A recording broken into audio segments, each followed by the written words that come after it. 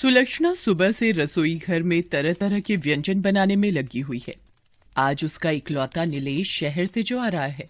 नीलेश की पढ़ाई अभी अभी ही खत्म हुई है और उसे एक कंपनी में सुपरवाइजर की नौकरी भी मिल गई है। जैसे ही सुलक्षणा को उसके बेटे ने फोन पर नौकरी मिलने की सूचना दी तो उसकी आंखों में खुशी के आंसू आ गए थे और हर माँ की तरह वो भी उसकी शादी के सपने देखने लगी। भगवान का लाख लाख शुक्र है बेटा, तेरी नौकरी लग गई। अब तू जल्दी से शादी भी कर ले। क्या माँ, शादी और अभी अभी थोड़े पैसे तो जोड़ लेने दो।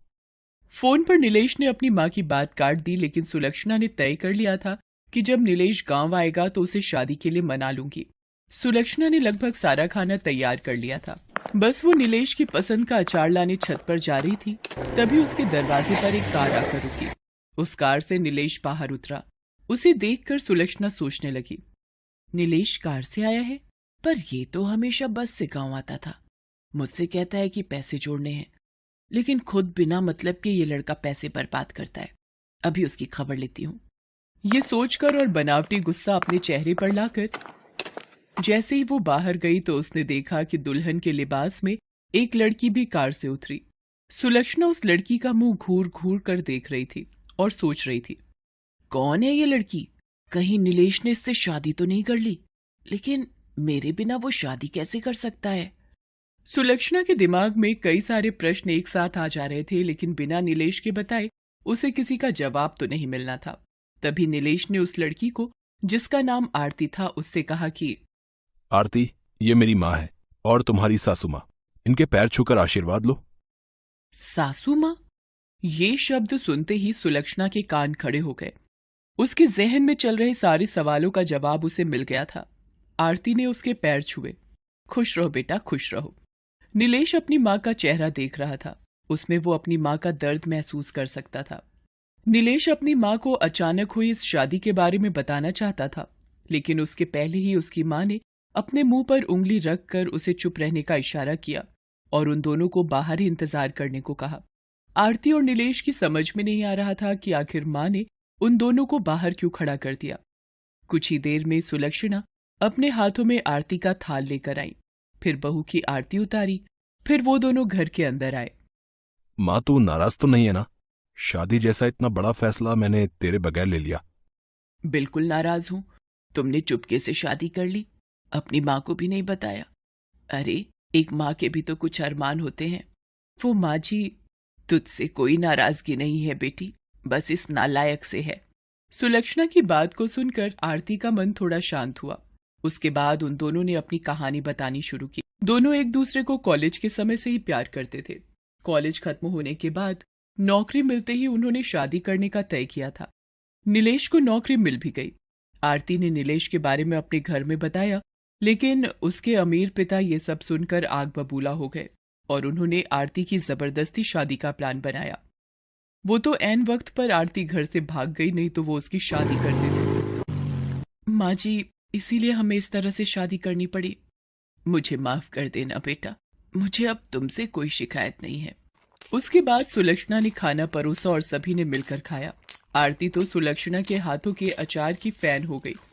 माँ जी, मैं ये अचार थोड़ा और ले लूं? मुझे बहुत पसंद आए। सच कहिए तो मैंने शहर में इतना अच्छा अचार कभी नहीं खाया। आरती की बात सुनकर सुलक्षणा मुस्कुरा कर रह गई।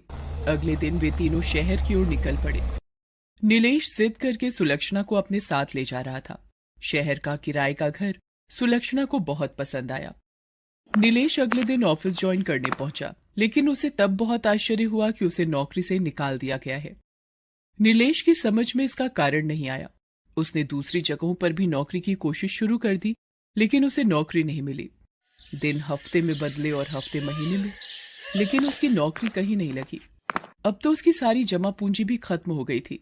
मकान मालिक बार बार किराए के लिए तकादा कर रहा था और इस बार तो उसने फाइनल बोल दिया था कि अगर इस महीने की 30 तारीख तक किराए के पूरे पैसे नहीं दिए तो तुम लोगों को घर से बाहर निकालकर सारा सामान बाहर फेंक दूंगा। हाँ। असल में ये आरती के पिता के रसूख का ही परिणाम था कि नीलेश की नौकरी भी गई और उसे कहीं नई नौकरी भी नहीं मिल रही थी। अब आरती ने शादी तो कर ली थी, इसलिए वो इसमें कुछ कर तो नहीं सकते थे, लेकिन वो ये चाहते थे कि ये मुसीबतें आरती और नीलेश के रिश्ते में दरार ले आएं। और आरती उनके पास वापस चली आए। और ऐसा होने भी लगा था। नौकरी न मिलने के कारण नीलेश परेशान रहने लगा था और इसी परेशानी में वो आरती को जली कटी सुना देता। एक दिन तो वो शराब पीकर घर आया। जब सुलक्षणा और आरती ने इसका विरोध किया तो अब इंसान अपनी मर्जी से थोड़ा एंजॉय भी नहीं कर सकता है? हद है ये तो। मुझे ऐसी गुलामी पसंद नहीं है। ना तो आरती ने नीलेश की बात का कोई जवाब दिया और ना ही सुलक्षणा ने, क्योंकि उन्हें पता था कि नीलेश इस समय बहुत परेशान है। लेकिन एक दिन बातों बातों में आरती ने सुलक्षणा से कहा कि माँ जी, नीलेश को नौकरी नहीं मिल रही है, क्यों ना हम कुछ अपना ही काम शुरू करें। अपना? लेकिन अपना क्या? माँ जी, मुझे याद है जब मैं पहली बार आपके घर गई थी तो आपने मुझे अपने हाथ का बना अचार खिलाया था, जिसकी तारीफ करते मैं नहीं थक रही थी। क्यों ना हम वो काम शुरू करें। अगले दिन उन दोनों ने ये आइडिया नीलेश को भी दिया, लेकिन नीलेश ने उसमें कोई इंटरेस्ट नहीं दिखाया। आरती की माँ के पास बहुत पुरानी पायल पड़ी थी। उसने वो पायल बेच दी और अचार के लिए जरूरी सामान खरीद लाई। अचार बनकर तैयार हो गया। फिर दोनों सास बहू उसे बेचने निकल पड़े। किस्मत ने ऐसा साथ दिया कि अचार हाथों हाथ बिक गया और इतने पैसे आ गए कि वो घर का किराया भी दे सकते थे और नए अचार भी बना सकते थे। नीलेश, जो पहले इस काम में बिल्कुल भी इंटरेस्ट नहीं दिखा रहा था, अब उसे अपने व्यवहार और गलती पर अफसोस होने लगा। बेटा, जीवन परीक्षा का नाम है। जब तक हम जीवित हैं, ये परीक्षा लेती है। इसका ये मतलब नहीं कि हम परेशान हो जाएं, दुख में हमेशा बैठे रहें, आंसू बहाते रहें, शराब पीना शुरू कर दें।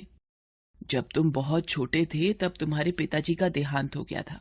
मुझ पर मुसीबतों का पहाड़ टूट पड़ा था, लेकिन मैं हारी नहीं, खूब लड़ी परिस्थितियों से। आरती इतने अमीर घर से आई है, फिर भी वो तो दे रही है ना तेरा साथ इस बुरे वक्त में। हम सभी को परिस्थितियों से लड़ना होगा, तभी हमारी जीत होगी।